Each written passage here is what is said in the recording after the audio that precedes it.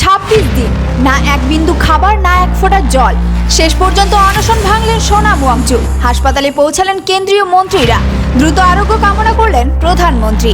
অনশন শেষে প্রথমে কি বার্তা দিলেন সোনাম ওয়াংচুক, দেখুন আজকের এই বিশেষ প্রতিবেদনে।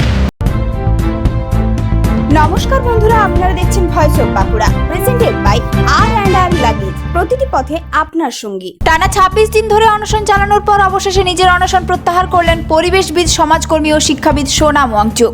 দীর্ঘ অনশনের ফলে তার শারীরিক অবস্থার অবনতি হওয়ায় তাকে গুরুগ্রামের মেদন্ত হাসপাতালে ভর্তি করা হয়। চিকিৎসকদের নিবিড় পর্যবেক্ষণের মধ্যেই তার অনশন ভাঙানো হয়। সোমবার হাসপাতালে সোনাম ওয়াংচুকের সঙ্গে দেখা করতে যান কেন্দ্রীয় স্বাস্থ্যমন্ত্রী জেপি নাড্ডা এবং কেন্দ্রীয় মন্ত্রী জিতেন্দ্র সিং। তাদের উপস্থিতিতে চিকিৎসকের পরামর্শ মেনে তিনি অনশন ভাঙেন। অন্যদিকে প্রধানমন্ত্রী নরেন্দ্র মোদীও তার দ্রুত আরোগ্য কামনা করেছেন। অনশন ভাঙার পর সামাজিক মাধ্যমে একটি আবেগঘন বার্তা দেন সোনাম ওয়াংচুক। তিনি বলেন, এই অনশন কোনো ব্যক্তিগত লড়াই ছিল না, বরং দেশের ছাত্র যুব সমাজ, শিক্ষা, স্বাস্থ্য, স্বচ্ছতা এবং দেশের ভবিষ্যতের স্বার্থে শুরু করা একটি গণ আন্দোলনের অংশ। তিনি আন্দোলনের পাশে থাকা ছাত্রছাত্রী, অভিভাবক, চিকিৎসক, স্বেচ্ছাসেবক এবং দেশের সাধারণ মানুষকে ধন্যবাদ জানিয়েছেন। नमस्कार दोस्तों, आज 26वें दिन मैं आप लोगों को कुछ ख़ास खबर बताना चाहूँगा। अभी रात के लगभग 12:30 बज रहे हैं। अभी थोड़ी देर पहले केंद्रीय मंत्री जेपी नड्डा साहब और जितेंद्र सिंह साहब यहाँ आए थे और लद्दाख के एपेक्स बॉडी के शीर्ष नेतागण भी यहाँ आए थे।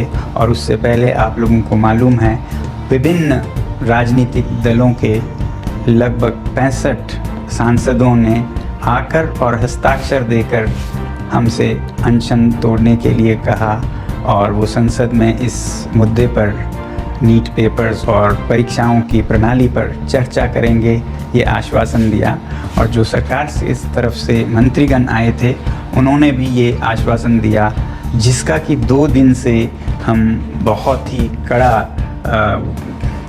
क्या कहेंगे, एक तरह का बार्गेन चल रहा था कि मुझे आश्वासन चाहिए और लिखित में चाहिए, और इसमें 2 दिन लगे और मुझे इसलिए अनशन पर 2 दिन और बैठना पड़ा, और ज़्यादा भी बैठ जाता तो आखिर में आज उन्होंने लिखकर आश्वासन दिया है। ওয়াংচুক আরও জানান, অনশন শেষ হলেও তার আন্দোলন শেষ হচ্ছে না। তিনি গণতান্ত্রিক ও শান্তিপূর্ণ উপায়ে দেশের গুরুত্বপূর্ণ বিষয়গুলিতে মানুষের সচেতনতা বাড়ানোর আহ্বান জানান। পাশাপাশি তিনি বলেন, দেশের তরুণ প্রজন্মের ভবিষ্যৎ সুরক্ষিত করতে সরকার, সমাজ এবং সাধারণ মানুষকে একসঙ্গে কাজ করতে হবে। এই 26 দিনের অনশন দেশ জুড়ে ব্যাপক আলোচনার জন্ম দিয়েছিল। বিভিন্ন প্রান্তে তার সমর্থনে বিক্ষোভ, অনশন এবং সংহতি কর্মসূচিও পালন করা হয়। আন্দোলন ঘিরে রাজনৈতিক মহলেও শুরু হয়েছিল জোর বিতর্ক।